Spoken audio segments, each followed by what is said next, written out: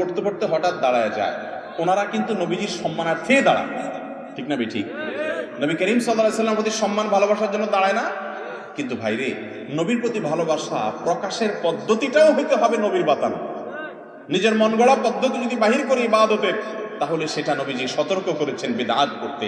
যে সমস্ত আলিমরা আপনাকে বলেন কিয়াম করার জন্য, ওনাদেরকে অনুরোধ করেন যে হুজুর, কোরআন হাদিসে কোথাও আল্লাহ নবী সাল্লাল্লাহু আলাইহি ওয়াসাল্লাম কি দুরূদ পড়তে পড়তে দাঁড়ায় যেতে বলেছেন কিনা, যদি বলে থাকেন সেটা কোথায় আছে আপনি দেখান, আমিও একই আমল করবো ইনশাআল্লাহ। আর যদি না থাকে, তাহলে সেক্ষেত্রে নিজের মন গড়া যদি আমি ইবাদতের পদ্ধতি বানায় নিই, তাহলে বেদাত হবে, আর বেদাতের ঠিকানা হবে জাহান্নাম। ভাই আসুন আমরা রাসূলের সালাম পেশ করি। ইয়া নবী সালাম আলাইকা,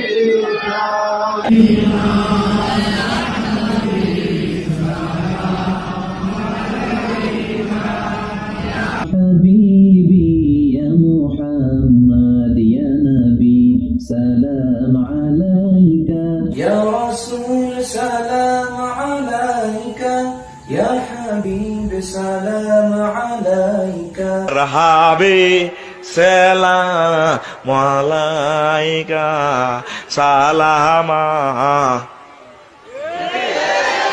কি কয় আল্লাহ তো করে, বাইর মতো করি গো, কি কয় আল্লাহ তো করে।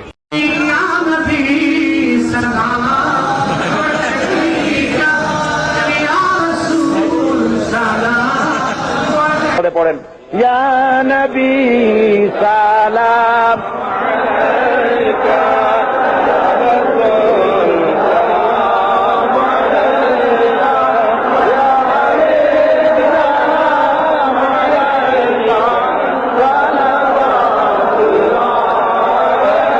পাইছেন মিলাদ।